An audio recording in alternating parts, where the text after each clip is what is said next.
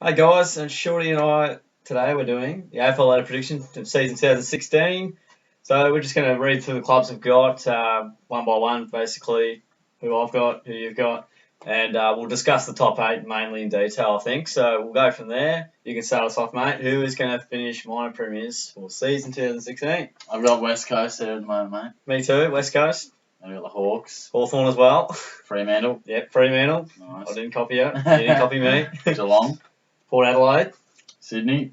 Geelong. Dogs in at 6th. I've got Sydney at 6th as well. Richmond. Richmond at 7th, yep.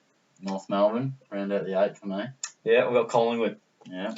We'll go top 10, bottom 10, I should say. Port Adelaide.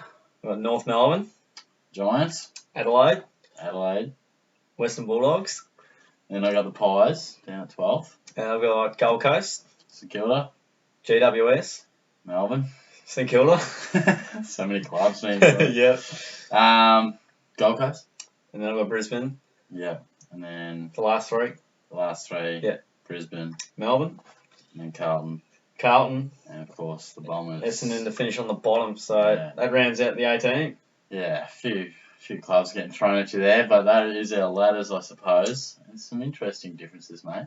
I found there was quite a lot of similarity. Yeah, there was, but just a couple of interesting to discuss. No, we sure will. So obviously, yeah, we'll sort of justify some of our choices in the top 8, if you like. Yeah, well, I sort of feel when you predict the ladder and stuff, it's very tough to sort of put an exact rank on each club, and because you could mount cases for most to finish higher than others, but at the end of the day, you got to pick one. I really felt the top 3, which we agreed on, was pretty straightforward with West Coast, Hawthorn, Freo in some sort of order. Yep. And then honestly, I feel from 4th to 12th, you could not throw them in the air and see where they land, but you could mount strong cases for most, especially sort of 6th to 12th. I think Definitely. Geelong and Sydney will certainly be top 5. But the rest, Dogs, Richmond, North, Port, Giants, Adelaide, Collingwood, I feel have potential to sort of jump into the 8, but also they do have to make that step. So it's like, who's going to make the step? What is this? What is that form? What's going to translate? So it's flip of a coin, mate. Yeah, where I found St Kilda and Melbourne and Gold Coast with their injuries as well, sort of more inexperienced sides who are promising, but probably not ready to make the leap. Brisbane, I don't think will jump up just yet. While their midfield's good, I don't think they have the tall timber. And I think everyone would agree that Carlton and Essendon will be the bottom 2 clubs this year. Yeah, that's a fair case. That's a rough justification of my ladder. Yeah.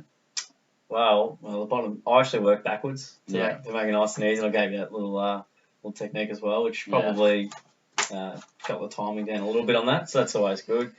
I think West Coast doing very nice at the moment. They've got some key players back. They've got Eric McKenzie, so it seems they have less injuries at the moment, and their game plan was just picturesque almost. So they got everything happening. They were able to just throw players down a half back, and they could lose a soldier, replace the soldier. The web. the web, which didn't work well for them in the last 8 days or so. But them playing at home is a huge advantage. They beat Hawthorn in the qualifying final they smashed them, but then Hawthorn, clawed back a bit and made it a bit more respectable. But they'll be playing at home. It's so hard to beat at home, and they're doing very well away. So I reckon West Coast, good chance to win most of them. Hawthorn, they'll just do what they usually do. I can see them winning a lot of close games again, and they'll probably be more close than they have in recent years with some big targets out. Hale, Roughhead out for the first portion of the year, Brian Lake, so they'll have their troubles there, but I think they'll still be fine. I can't see them losing too many games.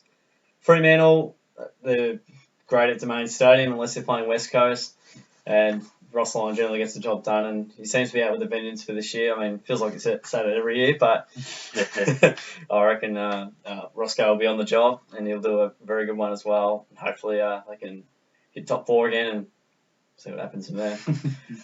I reckon Port Adelaide's a big smoker this year, mate, to just jump back.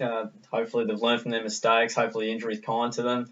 Lobie was a big part of the 2014 success, if you like. So hopefully Port can get back on the ranks, and providing injuries are kind to them and they get their game plan happening, they should be going pretty well.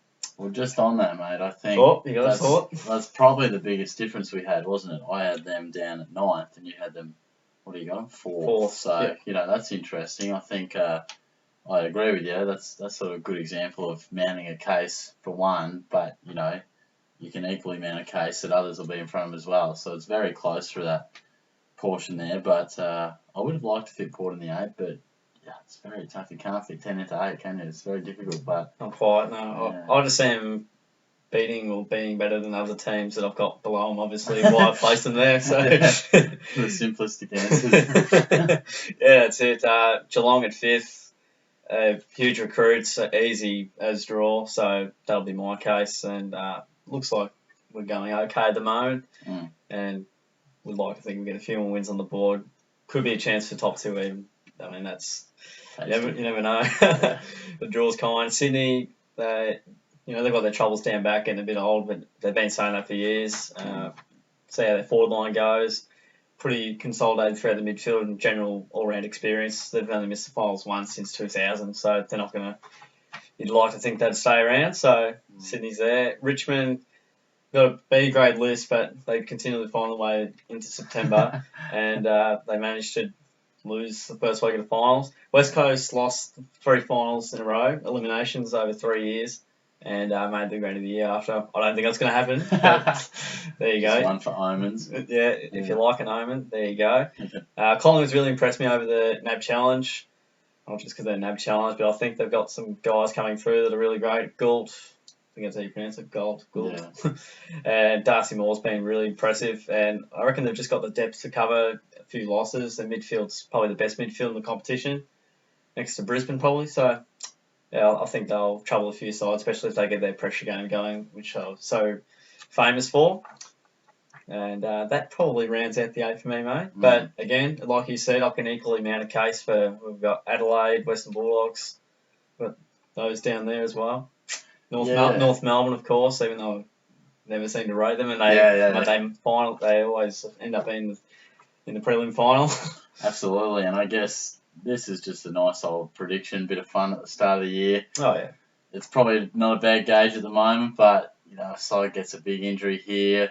Some players play better than we might expect, others worse than we expect, and all of a sudden, Port Adelaide does jump to 4th, and Sydney dropped to 8th. It can change so quickly because that middle patch of teams, sort of that 8 or so in the middle there, extremely close. For sure. So, do you have any final thoughts on that, mate? I think I think I'm pretty comfortable, mate. I think we're both pretty comfortable with our letters. So, those are our letter predictions for season 2016. So damn hard. I mean, you can never get it right, but it's always a bit of fun to just get a bit of crystal ball action happening, and there'll be a few more of those. We get the Coleman medal happening, the Brownlow medal prediction, very nice and early. So stick around for those as well. And for now, thanks for sticking around for this one.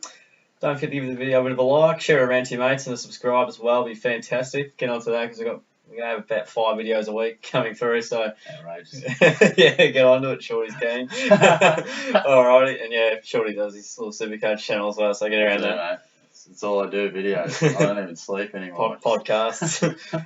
Shorty life. So there you go. Thanks for hanging around, guys. We'll see you all next time.